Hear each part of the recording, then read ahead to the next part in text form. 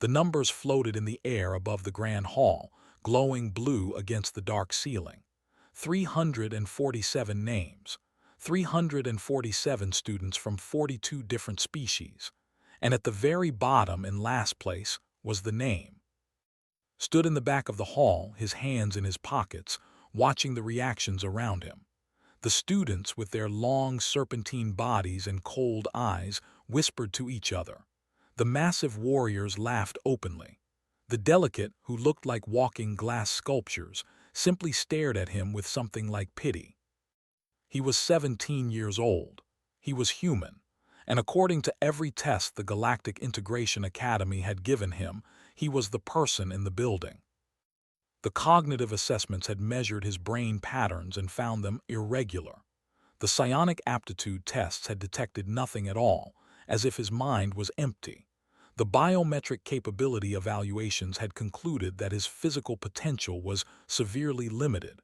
Every single test, every single measurement, every single evaluation had come back with the same result: failure.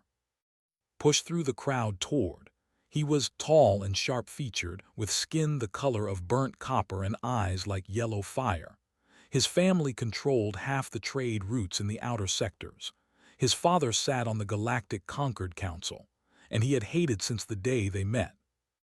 Last place, said, loud enough for everyone to hear. Not just last among the humans, last among everyone. Congratulations, you have achieved something truly special. Did not respond. He had learned a long time ago that responding only made things worse. Your father is the human ambassador, continued. He sits in the council chamber and speaks for your entire species, and this is the son he produces. This is the best human blood has to offer. Still said nothing.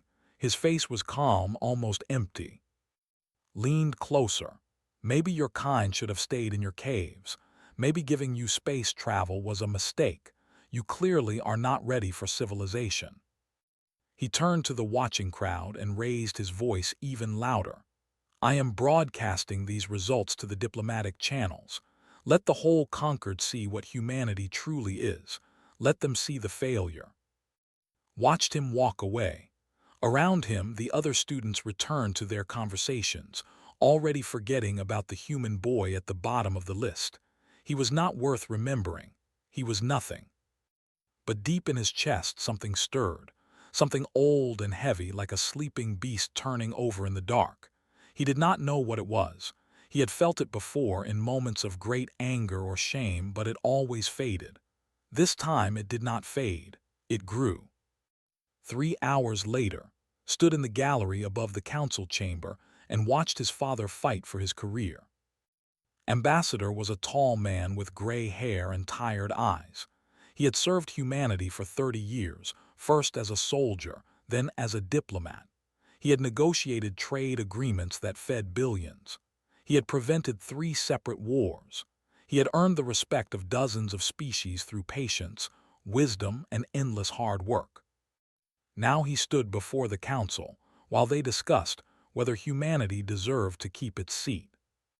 The evidence is clear, said the High Arbiter, a massive serpent named who coiled around her speaking platform like a living mountain. Humans have been members of this Concord for 60 years.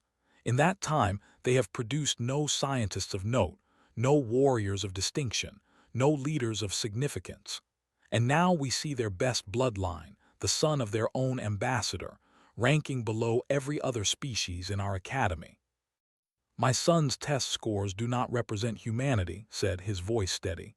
We are a diverse species. We have many talents. Name them, said Grand Admiral of the. He was old and with mechanical parts replacing half his body.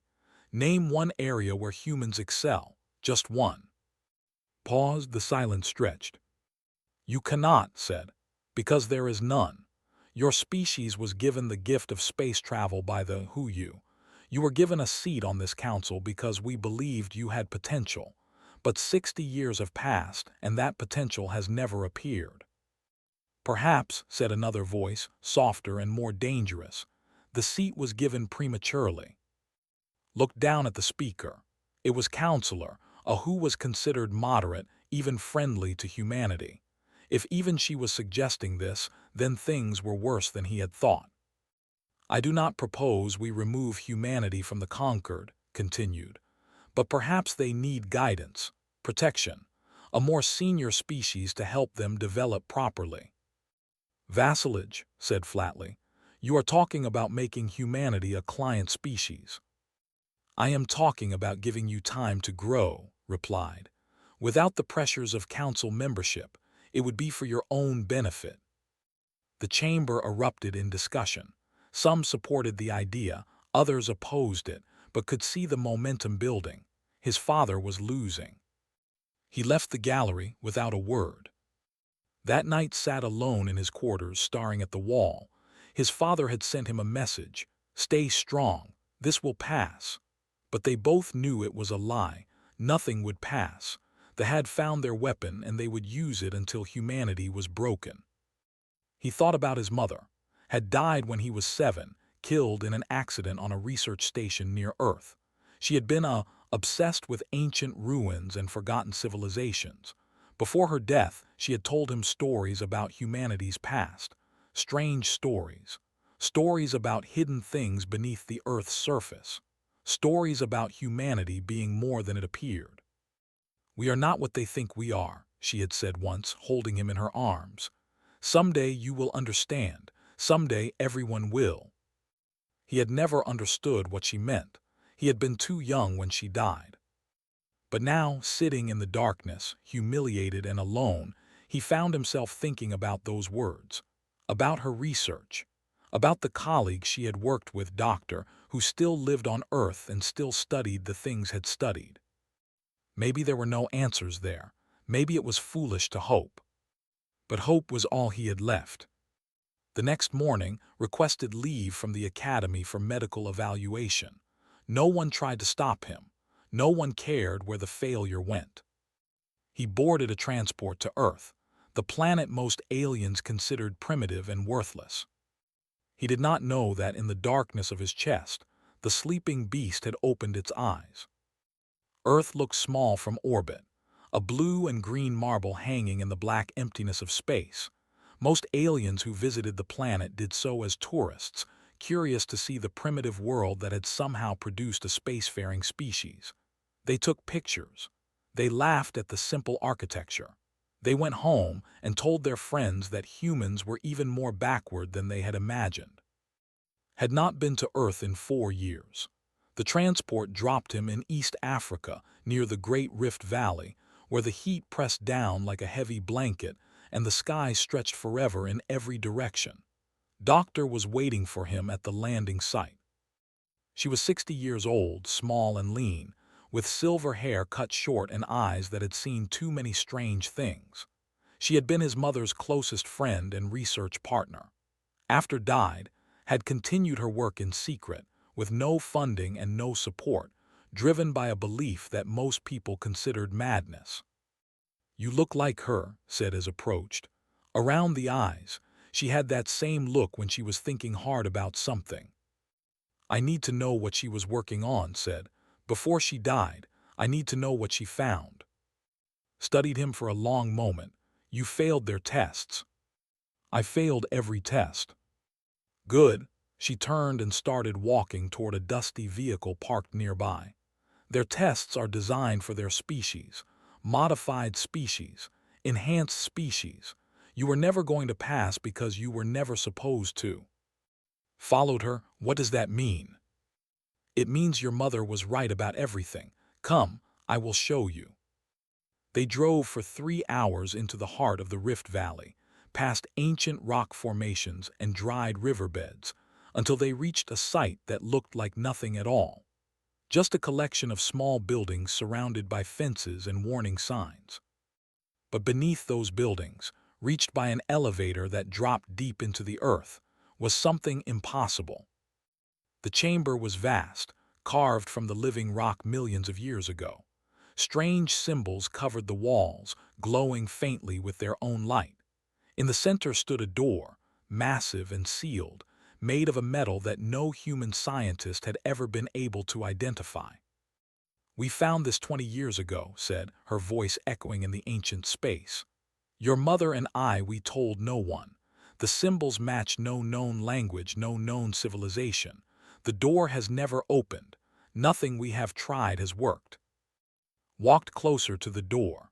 The symbols seemed to shift as he looked at them, rearranging themselves into patterns that almost made sense. "There is one phrase we managed to translate," continued. "It appears over and over again throughout the chamber. It says, 'Only the unaltered may enter.'" Unaltered. Every species in the galaxy has been modified at some point in their history. They were uplifted by a precursor race called the Architects. They were genetically engineered for conquest. They were designed for scientific thought. Every intelligent species in the conquered carries markers of outside interference. They were built, created, modified. She looked out with strange intensity. "Except humans, we carry no markers, no signs of modification, no evidence that anyone ever touched our genetic code. The conquered considers this proof that we are primitive, unfinished, left behind. But you do not think that." "No, I think we were left alone on purpose. I think we were hidden." She pointed at the door. "And I think that door is waiting for us." Reached out and touched the metal surface. It was warm under his fingers, almost alive. The door opened. Light poured out, golden and ancient, filling the chamber. Stumbled backward in shock. She had worked on this site for 20 years and the door had never responded to anything. But it responded to. Beyond the door was another chamber, larger than the first. Rows of strange shapes lined the walls, humanoid figures made of metal and crystal and something that looked almost like frozen light. They stood motionless, hundreds of them, waiting. And in the center of the chamber, hovering in the air, was a presence. It was not a machine, not exactly. Not alive, not exactly. It was something in between, something that existed in ways could not understand. When it spoke, the voice came from everywhere at once. "The seed species returns. We have waited long." Found his voice. "What are you?" "I am the Watcher. I was left here to guard this place and to wait for your kind to find it. The ones who made me called themselves the Precursors. They lived millions of years before your history began. They created many species, gave them intelligence, scattered them across the galaxy. But they made you different." "Different how?" "The other species were tools. Each one was designed for a specific purpose. Soldiers, builders, thinkers. They were modified and enhanced and locked into their roles. But the precursors knew that tools can be dangerous. They knew their children might grow cruel." The presence pulsed with something like sadness. "So they made you, the unmodified, the raw material. They left you alone on your small world with only one hidden change buried deep in your blood. You were there, their weapon of last resort. You are the only ones who can inherit what they left behind." Looked at the rows of motionless figures. "What are those?" "Constructs, soldiers, guardians. They will obey only the seed species, only those with unaltered blood." "Why me? Why did the door open for me?" "Because you carry the code. All humans do, but you have been pushed to the edge of shame and rage. Your blood runs hot with emotion. The code responds to that. It wakes when the seed species truly needs it." Thought about the humiliation, the tests he had failed, the mockery, the way his father's career was crumbling, the sleeping beast in his chest that had been growing stronger. "What do I do now?" "You choose. The constructs will follow you. The weapons will answer to you. The inheritance of the precursors is yours to claim. But know this, if you claim it, you cannot go back. Humanity will no longer be overlooked. You will be feared, perhaps hated. The galaxy will never see your species the same way again." Stood in silence for a long moment. Then he walked to the nearest construct and pressed his hand against its chest. It stirred, its eyes opened, glowing with ancient light. And it knelt before him. Behind him, watched with tears streaming down her face. She had dedicated her life to proving that humanity was more than the galaxy believed. Now she was seeing that proof with her own eyes. "Your mother knew," she whispered. Somehow she knew. Did not answer. He was listening to something else now. A voice in his blood, ancient and powerful, telling him that the time for shame was over. The time for awakening had begun. The vote took place on a Tuesday in the Great Council Chamber on 9. 42 species cast their votes. 31 voted in favor. 11 voted against. Humanity was to be placed under protective custody for an indefinite period, with the assigned as their guardians. Ambassador stood alone in the center of the chamber as the results were announced. His face showed nothing, but his hands trembled at his sides. 30 years of service. 30 years of building trust, negotiating peace, proving that humanity belonged among the stars. All of it destroyed in a single vote. "This is for your own benefit," High Arbiter said, her serpentine body coiled around her platform. "Humanity has shown that it cannot develop on its own. You need guidance, protection. The will provide both." Grand Admiral smiled, his yellow eyes gleaming with triumph. "My fleet will depart for Earth within the hour. We will establish order. We will ensure that humans are properly cared for." "You mean enslaved," said. "I mean protected from yourselves." Looked around the chamber at the representatives who had voted against him. Some refused to meet his eyes. Others looked apologetic. A few, like Counselor, seemed genuinely troubled by what had happened, but none of them had voted to stop it. He left the chamber without another word. On Earth, in the vault beneath the Rift Valley, received the news from Dr. She had been monitoring Concord communications since he arrived. "The fleet is coming," she said. 200 warships. They will reach Earth orbit in 16 hours. Stood among the constructs, surrounded by ancient power that had slept for millions of years. The Watcher's presence hovered nearby, patient and waiting. "How many ships does Earth have?" asked. 12 patrol vessels, nothing that can fight a warship. "And how many constructs are here?" "Thousands, but they are only the beginning. The precursors left sites like this all over Earth, beneath the pyramids, in the mountains of Tibet, in the deepest parts of the ocean. Ships, weapons, things that make the fleet look like toys." He closed his eyes. The decision weighed on him like a physical thing. If he activated the full precursor arsenal, humanity would survive. But they would also be revealed. The galaxy would know what they truly were, and that knowledge could not be taken back. "What would the precursors want?" he asked the Watcher. They wanted the seed species to survive, to grow, to eventually take their place as guardians of all the children they created. But they also wanted you to choose your own path. That is why you were left unmodified. You must decide for yourselves what you will become. "And if I choose wrong?" "Then you will learn from your mistake and choose again. That is what the unaltered do. That is your gift." Thought about who had humiliated him in front of the entire academy. About Admiral, who had smiled while condemning his species to slavery. About all the aliens who had looked at humanity and seen only weakness, only failure, only something to be and controlled. They had been so confident in their judgment, so certain that they understood what humans were. They were about to learn how wrong they had been. "Wake them all," said. The Watcher pulsed with something like satisfaction. It will require more than a command. It will require blood. Pulled a knife from his belt. He had found it in the vault, ancient and sharp, clearly designed for exactly this purpose.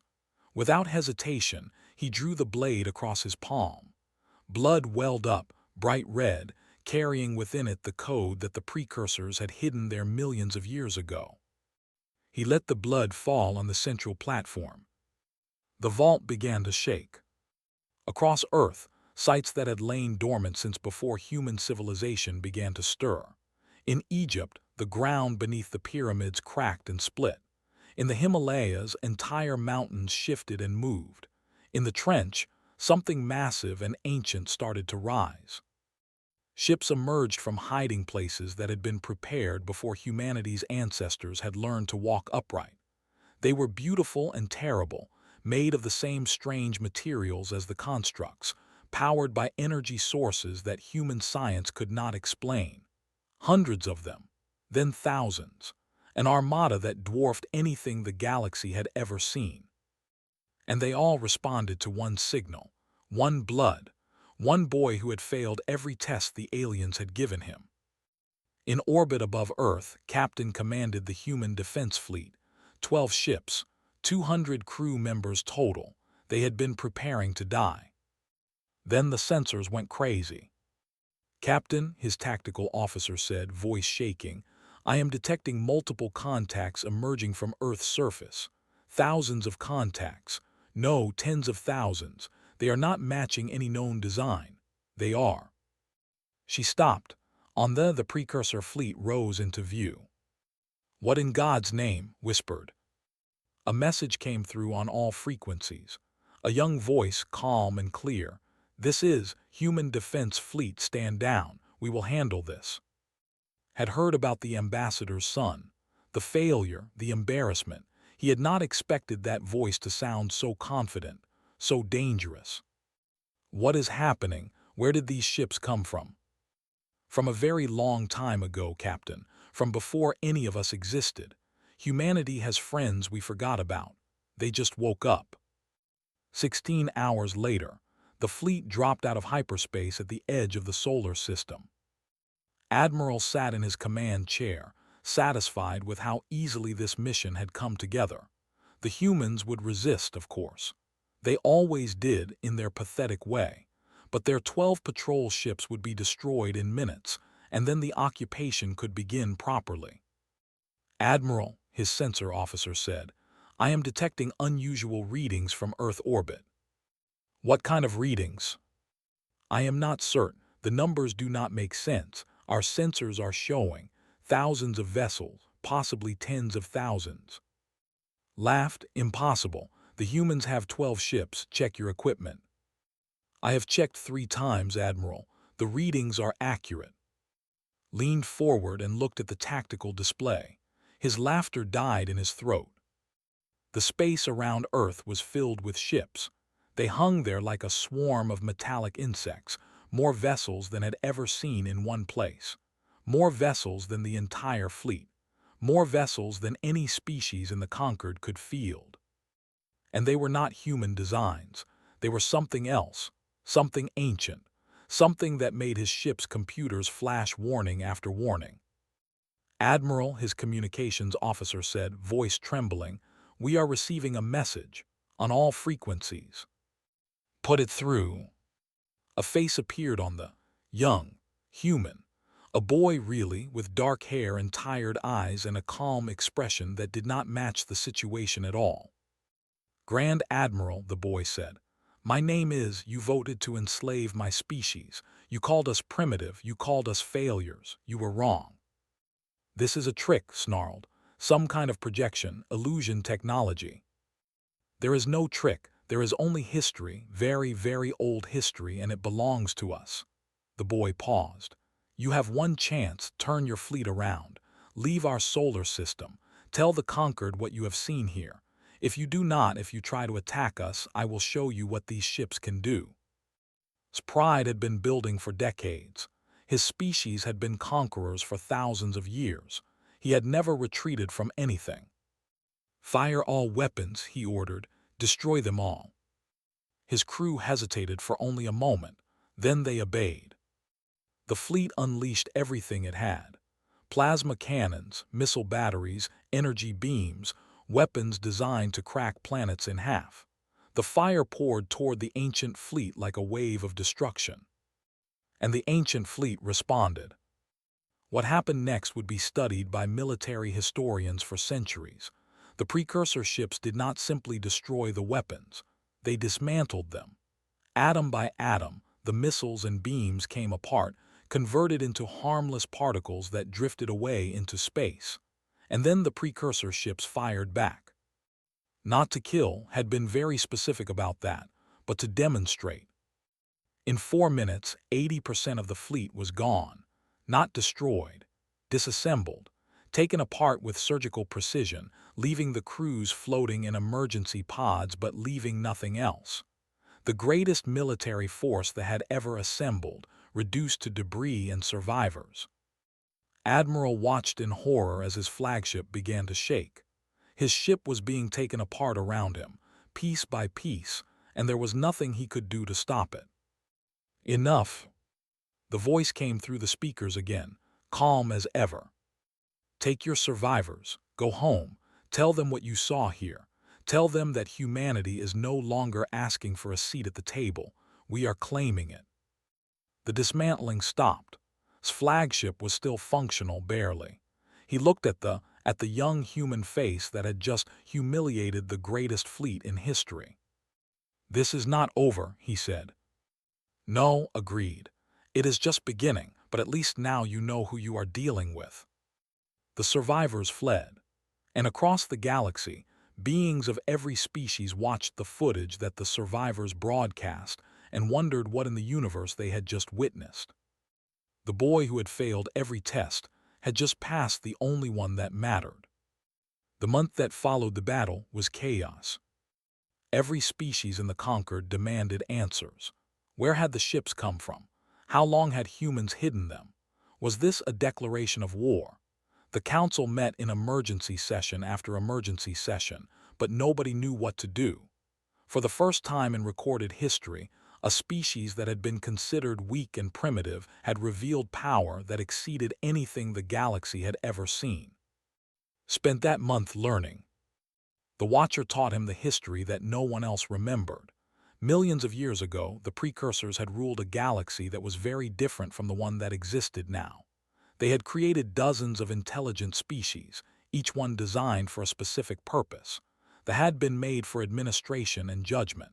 They had been made for warfare and expansion. They had been made for science and discovery. Each species was a tool, perfectly crafted for its role. But the precursors had been wise.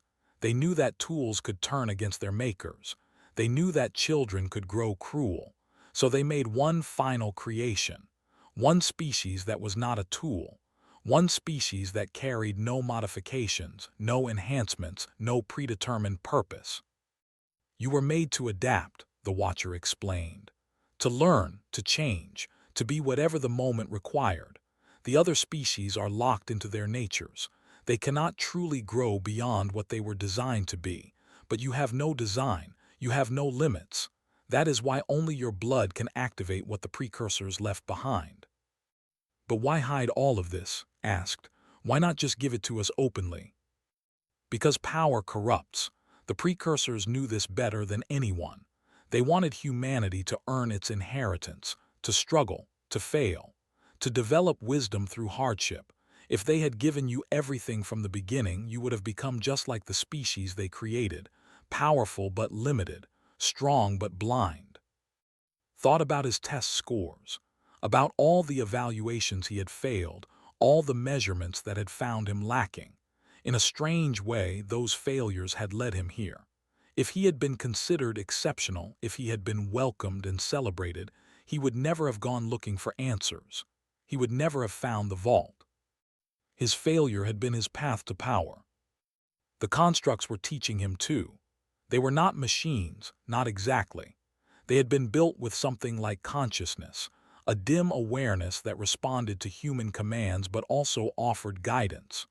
Through them, learned to interface with the precursor fleet, to understand the weapons and defenses that had been placed in his hands. It was overwhelming.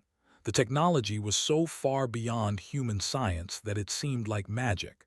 Ships that could cross the galaxy in hours, weapons that could unmake matter itself, shields that could stop anything the conquered could throw at them. And all of it answered to human blood, only human blood. You must be careful, Doctor warned him one evening as they sat in the vault together. Power like this can change a person. It can make them forget who they were. I have not forgotten anything, said. I remember every insult, every sneer, every time someone looked at me like I was worthless. And what do you want to do with those memories? Revenge. He was quiet for a long time. The question cut deeper than he expected. Part of him did want revenge. Part of him wanted to take the precursor fleet to Nine and show everyone who had mocked him exactly how wrong they had been. Part of him wanted to kneel before him the way the constructs had knelt. But another part of him remembered his mother's words. We are not what they think we are. She had not said we are better than them. She had not said we are stronger than them. She had simply said they did not understand. I want them to see us, he finally said. Not the version they created in their minds, not the primitive failures they decided we were. I want them to see what we actually are. And what are we? I do not know yet, but I want the chance to find out. I want humanity to have the chance to find out, without being controlled, without being looked down on, without being limited by what other species think we should be.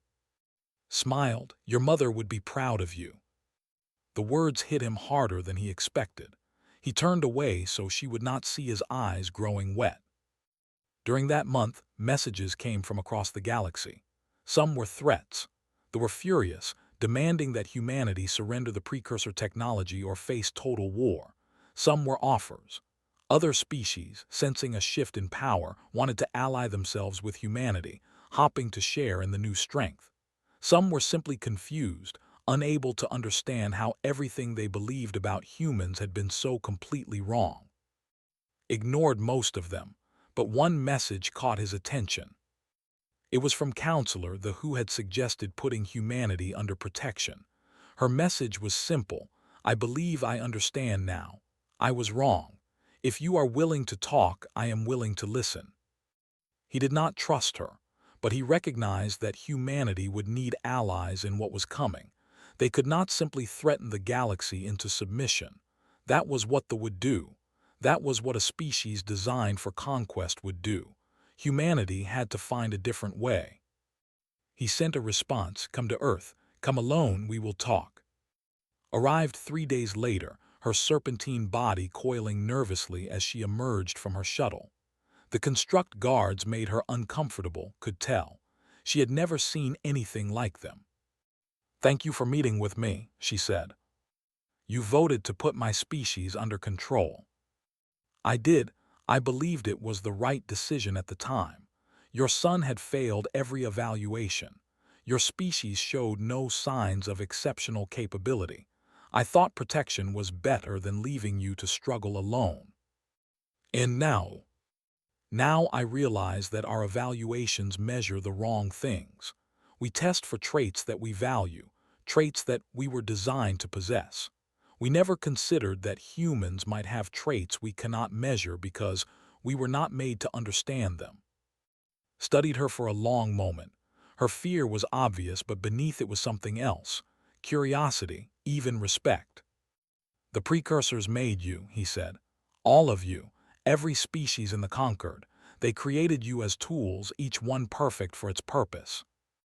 I know. The Watcher sent records to the Council.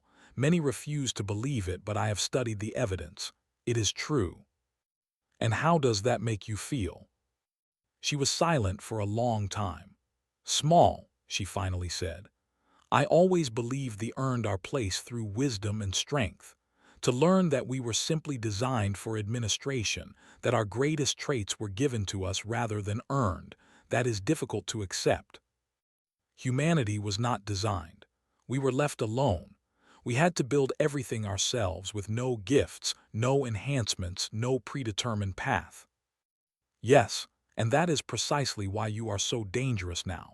You have no limits because no one set any for you. Nodded slowly. I am going to address the Council. I am going to demand that humanity be recognized as equals, not because of these ships, not because of this power, but because we have earned it. We have struggled for thousands of years with nothing but our own minds and hands. We have made ourselves what we are. They will not accept that easily. Then they will learn, one way or another. His eyes narrowed. Is that a threat? It is a promise. Humanity is done being judged by standards we were never meant to meet. We are going to write our own standards now, and the galaxy will adjust. The counselor looked at the young human who had failed every test her people had designed, who had been mocked and dismissed and humiliated, who now commanded a fleet that could destroy civilizations. "I believe you," she said, "and I think I want to help." "Why?" "Because I have spent my life believing the conquered was fair, that every species had an equal chance to succeed. Now I know that was a lie. The deck was stacked from the beginning by powers we never knew existed. If humanity can change that, if you can make the galaxy truly fair, then perhaps being designed as a tool can mean something different." Extended his hand. It was a human gesture, one that probably meant nothing to her, but understood its intent. She took his hand in her coils and squeezed gently. "Tell the council I am coming," said. "Tell them the boy who failed their tests wants to show them what he learned." The Grand Council chamber on 9 had never been so crowded. Representatives from all 42 species had come to witness what would happen next. The galleries were packed with observers, diplomats, military officers, and journalists. Everyone wanted to see the human boy who had changed everything. Walked into the chamber alone. He wore no armor, carried no weapons. He had left the constructs on his ship. This was not a moment for threats. This was a moment for truth. High Arbiter watched him approach with cold, calculating eyes. She was ancient, even by standards, and she had seen many things in her long life, but she had never seen anything like what had happened in Earth orbit. She said, her voice echoing through the chamber, "You stand before this council accused of crimes against the galactic conquered. You have attacked a member fleet. You have refused lawful orders. You have claimed technology that rightfully belongs to all species. How do you answer these charges?" Stopped in the center of the chamber. He looked around at the faces watching him. Some were hostile, some were curious, some were afraid. He saw Counselor, who gave him a small nod of encouragement. He saw Admiral, who had survived the battle and now glared at him with pure hatred. He saw, stripped of his rank and held as a prisoner after his family's failed political schemes had been exposed. And he saw his father, Ambassador, standing in the human delegation section. His father looked older than remembered, tired, but also proud. "I answer these charges with a question," said. "Who gets to decide what is lawful?" "This council," replied, "as it has for thousands of years." "And who made this council? Who decided which species would have seats, which would have votes, which would be considered worthy of participation?" "Those decisions were made long ago, based on merit and capability." "No, those decisions were made by the precursors. They created every species in this room. They designed you for specific purposes. They gave you traits and abilities and then stepped back and let you believe you earned them."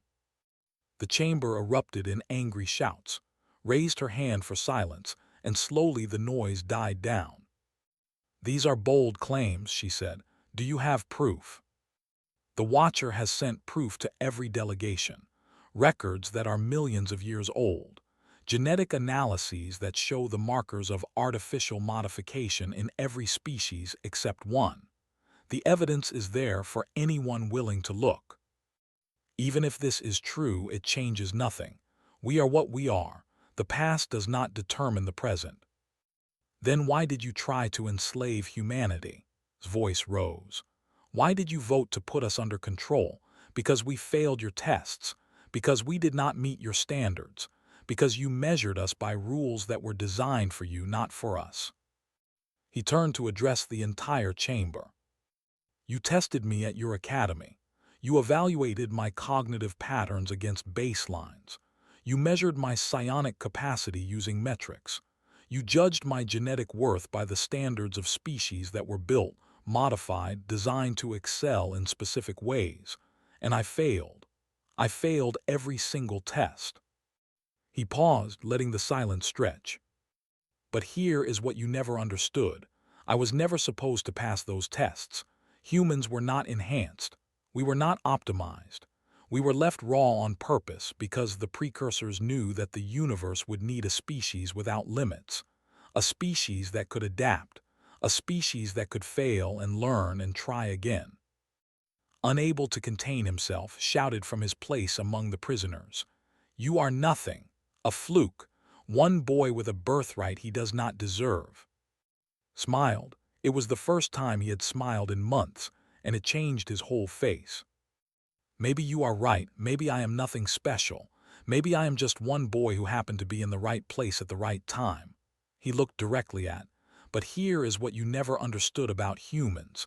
We do not need to be exceptional individuals. We fail, we struggle, we are mediocre by your metrics, but we lift each other up, we adapt, we persist." He turned back to the council.